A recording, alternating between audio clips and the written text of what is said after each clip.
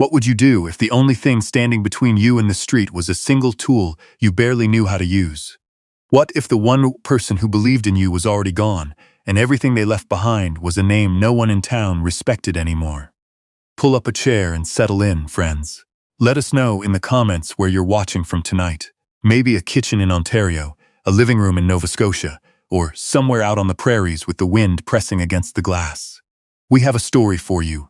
The story of Petra Vane and the old tannery at the edge of Harrow's Bend.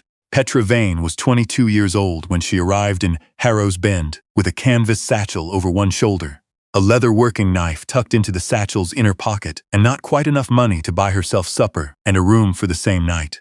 She chose supper. She had learned, in the last month, that cold was easier to endure than hunger. She had not always been this thin, this road-worn, this alone. 6 weeks earlier, she had been the apprentice of Edmund Calloway, a leather craftsman of no small reputation who had run his small workshop above the milliner's shop in Dunmore for 31 years. Edmund had never married, had no children of his own, and had taken Petra on at 14 when her mother died, and her father's brother decided a girl's room in the house was wasted space. Edmund had taught her everything: how to read the grain of a hide, how to cut a clean seam, how to stitch a sole that would outlast the boot. He had given her a trade, a corner of the workbench, and a version of dignity she had not known existed before. He had also given her, on a gray November morning 3 years ago, his old leather working knife. The handle was worn dark walnut, smooth from decades of use, the blade kept to a ruthless edge. "This will tell you when the leather is right," he said, pressing it into her palm. "Not the hide, the knife. You'll understand what I mean eventually." She had not understood it then. She was beginning to understand it now. Edmund had died in his sleep in early April, and his nephew, a man named Clifford Bain, who sold insurance and had never once visited during Petra's 8 years at the workshop, appeared within the week. He wore a good coat and a sympathetic expression that did not reach his eyes. He told Petra she had 2 days to vacate the premises. The workshop, the tools, the stock of hides, the name and goodwill of the business. All of it passed to Clifford Bain, who promptly sold it to a larger outfit in the city. What Petra walked out with was her knife, her satchel, and the quiet certainty that she was on her own. She had tried 2 towns before Harrow's Bend. In Culver's Mill, there was already a cobbler who looked at her hands and said nothing about her work, only about her age. In Stonefall, a harness maker offered her wages so low they were almost a different kind of insult. So she kept moving, following the rail line north, until the train let her off in Harrow's Bend, and the evening air smelled like pine sap and something else, something old and wet and mineral, that she couldn't quite name. The town was the kind that had once had more ambition than it currently showed. The main street was solid enough: a general store, a post office, a hardware merchant, a hotel with a faded sign.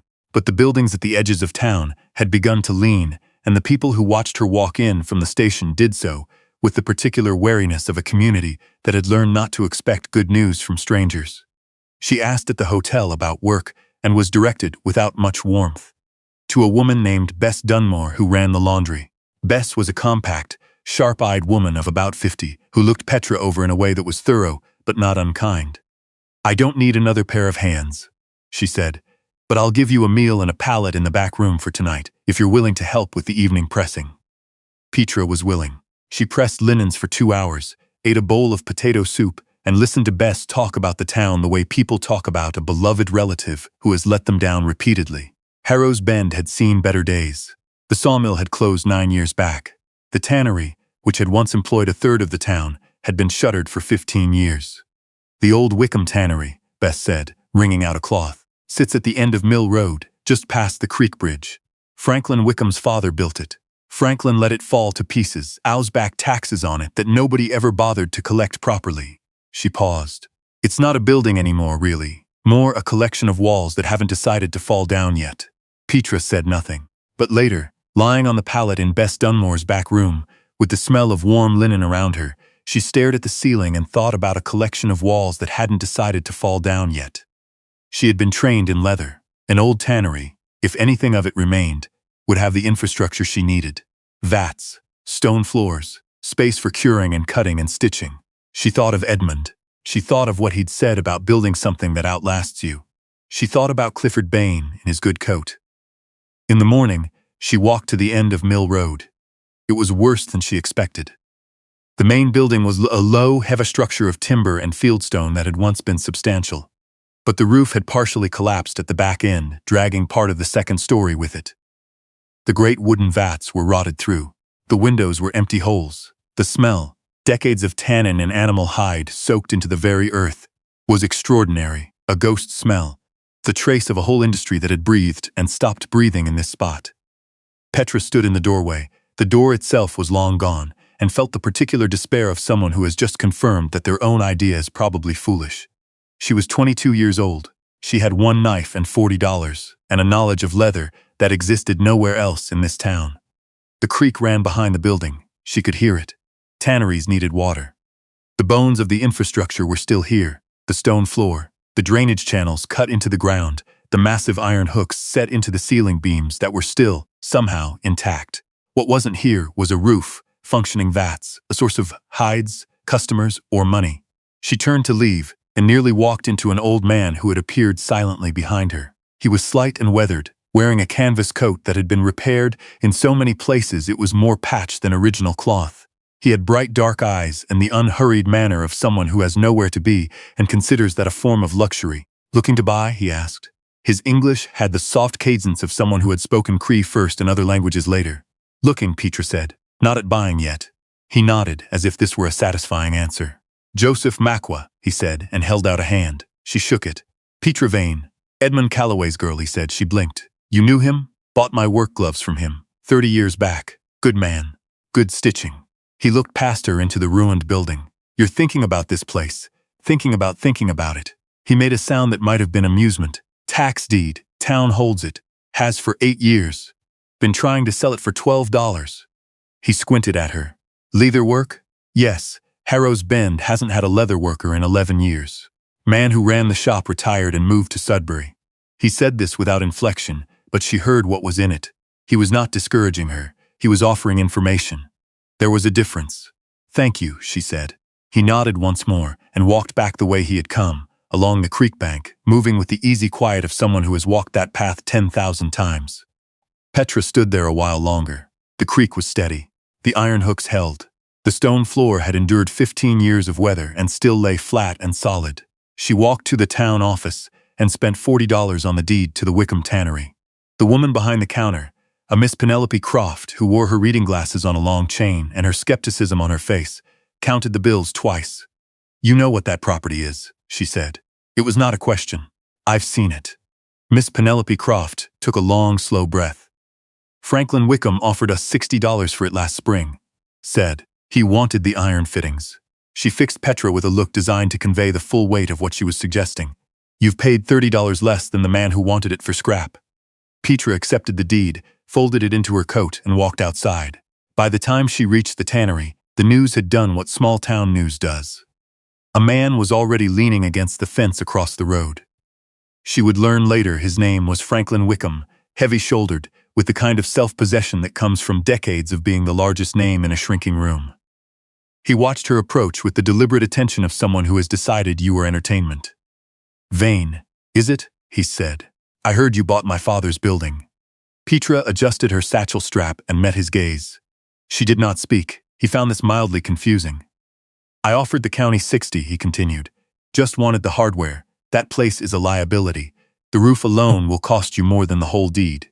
He hooked his thumbs into his belt. "Tell you what, I'll give you 25 for the deed right now. Save you the trouble of learning things the hard way." She looked at him for a moment. Then she looked at the building. Then she walked through the doorway without a word. She heard him call after her. "It'll be a cold winter, Miss Vane." She did not turn around. Inside, alone, she let out a long, slow breath and leaned against the nearest wall. The stone was cold and solid at her back. She was 22 years old. She owned a ruin. She had no money and no customers, and she could feel the particular sharpness of $40, spent in a way you cannot take back. But she also felt something else, something she hadn't felt since Edmund died. The small, stubborn ignition of a plan. The first 2 weeks were the most physically demanding of her life. She had no money to hire help, so she worked alone, starting each morning before sunrise and stopping only when the light failed. Her first task was the roof. Not to repair it, but to remove what remained of the collapsed section safely so the rest wouldn't come down on her. She used a pry bar she borrowed from Bess Dunmore's brother-in-law, a carpenter named Otto Saar, who brought it by one afternoon and then stayed to help for 3 hours without being asked. He said nothing about her project except, whoever drove those beams into that stone, they knew what they were doing. It was the most sustaining thing anyone had said to her since Edmund. The stone floor she attacked with a wire brush and water from the creek. It was stained dark from decades of tanning solution, which had the unexpected benefit of having preserved the stone against frost damage. Underneath the grime was a floor as solid as the day it was laid. The drainage channels she cleared of debris and found them still functional. The tannery, in its bones, was sound. It had been neglected, not destroyed. The vats were beyond saving, but Joseph Makwa appeared one morning with 2 younger men and a collection of used wooden barrels he had sourced from somewhere up the road. For soaking, he said. Not the same as purpose-built, but they'll hold. He would not say where he got them. She thanked him. He nodded in the way she was beginning to recognize as his form of warmth, compact and sincere. She had no hides. No hides, no leather, no work. This was the problem that kept her awake. She started walking, not in desperation, but methodically.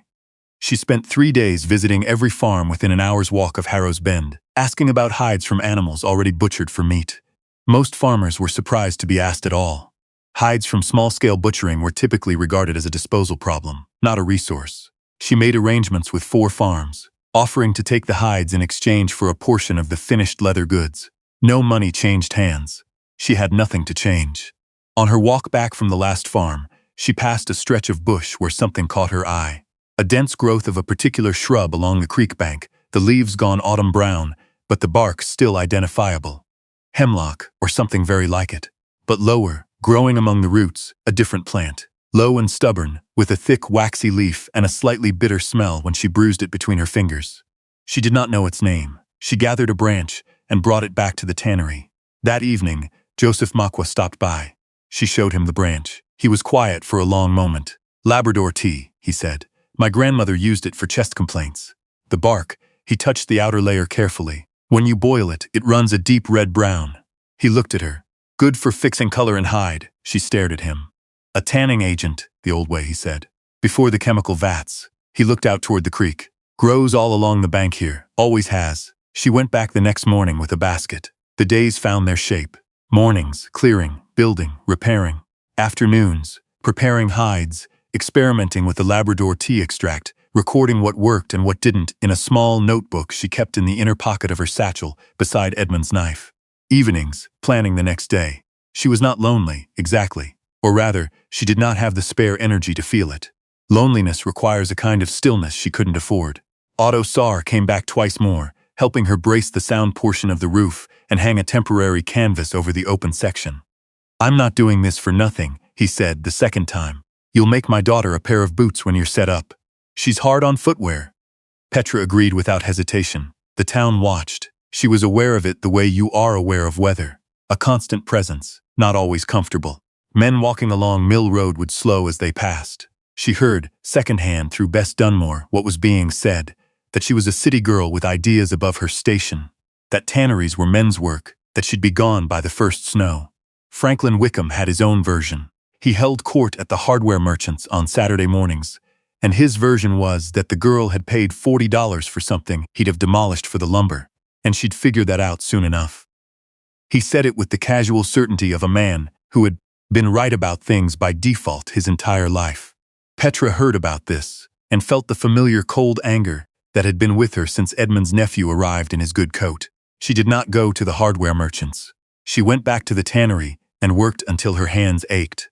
October arrived and the cold sharpened.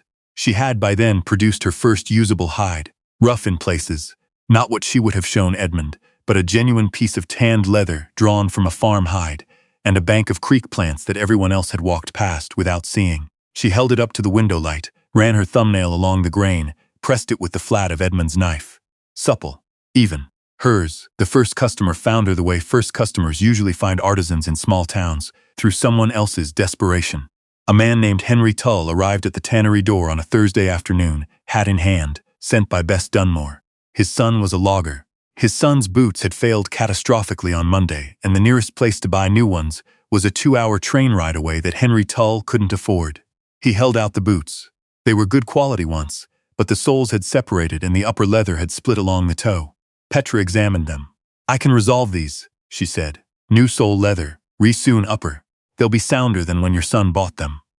Henry Tull looked around the tannery, the canvas roof, the borrowed barrels, the workbench she had built from salvaged lumber, with the eyes of a man calculating risk. How much? She named a price that was fair and said so plainly. He left the boots and came back 2 days later. When he put them on his son's feet that Sunday, the son said they felt different from before. Sturdier. Henry Tull came back the following week with his own boots and his neighbor's harness. The work found her, after that, the way water finds low ground. November brought the first serious snow, and with it a family she had not met. A settler couple named the Drurys, who had taken up land 8 kilometers north, beyond the ridge, in an area where the road in winter was a suggestion rather than a route. Petra had heard of them from Otto Saar. He'd built their barn the previous spring. She had not met them, and might not have met them that November, except for the storm. It came from the northwest, the way the worst ones do. Fast, without the long gray warning that gives you time to prepare. Petra had gone to bed with the wind rising, and woke at 3 in the morning to find it shrieking through the tannery's canvas roof section with a sound she could feel in her back teeth. She banked the fire, checked that her hides were secured, and sat listening. Underneath the wind she heard something else. A voice, thin and blown to pieces before it reached her. She was at the door with her lantern before she had consciously decided to move. The snow was horizontal. She could see perhaps 2 feet, but the voice came again, and then she saw a shape at the edge of the lantern's reach. A figure, staggering, barely upright. A woman. Behind her, barely visible, a child. Petra wrapped her arm around the woman and pulled. I have fire, she shouted over the wind. Come. Getting them inside was a battle against the door, and the wind and the woman's own near collapse. Inside, in the firelight, Petra could see the woman clearly for the first time. She was perhaps 30, her lips blue, her coat entirely inadequate. The child, a girl of maybe 4, was wrapped in the woman's coat over her own, her face pale but her eyes open and alert. Behind them, pressed against the wall, came a man, the husband, who had been holding the child up from behind. His hands were bare. He had given his gloves to his wife. We were coming to town, the woman managed, between chattering teeth. The horse stumbled, the wagon's in the ditch. 1/2 mile, maybe. Petra moved. She didn't think in words, only in sequence. Fire built up. Blankets, the ones from her own sleeping area, the spares she kept for covering hides, everything fabric she owned. The child wrapped and held near the flame. Water heated.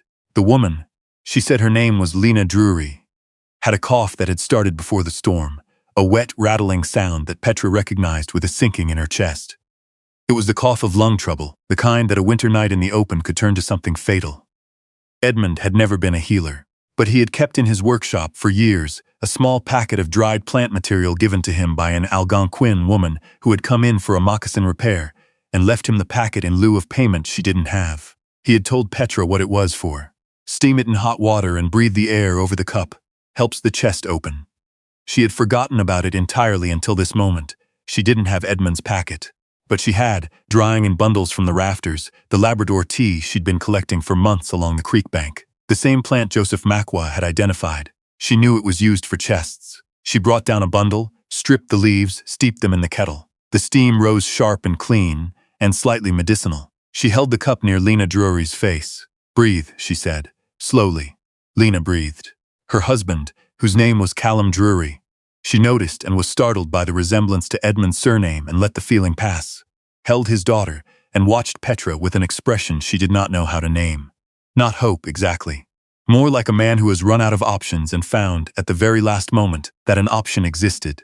The storm blew for a day and a half. Petra gave them her food. She had enough, barely, and kept the fire fed from her wood stock, which was, by the end of it, almost gone. She brewed the Labrador tea every few hours. By the second morning, Lena Drury's breathing had eased. The rattle in her chest was quieter. The color was coming back. When the snow stopped, and the light came in flat and white and absolute through the tannery's windows, Callum Drury sat across from Petra at her workbench and said, almost formally, "We would have died in that ditch. You'd have found shelter somewhere," she said, and meant it to be kind. "We wouldn't have," he said, without drama. "There's nothing between our place and this building. I know that road." There was a silence. The little girl, her name was Wren, was asleep near the fire, wrapped in 3 blankets. "That tea," Lena said from her pallet. "What was it?" "Labrador tea. Grows along the creek." Lena was quiet for a moment. "My mother used that," she said. "I'd forgotten." She looked at Petra steadily. You knew what to do. Petra thought about Edmund's packet, about Joseph Makwa by the creek bank, about everything she had learned by paying attention to the things other people walked past. I was paying attention, she said. The Drury spent another day before the road was passable. When they left, Callum Drury had repaired the canvas section of her roof without being asked, working methodically for 4 hours while Wren followed Petra around the tannery watching her work. As they set off for town to fetch their horse and broken wagon, Callum turned back. We'll tell people, he said simply. She didn't know then what he meant. She found out within a fortnight. Harrow's Bend changed its mind about Petra Vane not in one moment but in a series of small, accumulating ones, the way ice goes out in spring. The Drurys told their story at the general store, at the post office, at the church. They told it plainly, without embellishment, which was what made it convincing. A woman alone, a ruined building, a family pulled from a storm and healed with something growing in the creek. People listened. Miss Penelope Croft came by the tannery on a Wednesday afternoon in December, ostensibly to check on an administrative matter about the deed. But she stayed for 40 minutes examining the workbench and asking questions in a manner that was probably the closest she came to expressing admiration. Dr.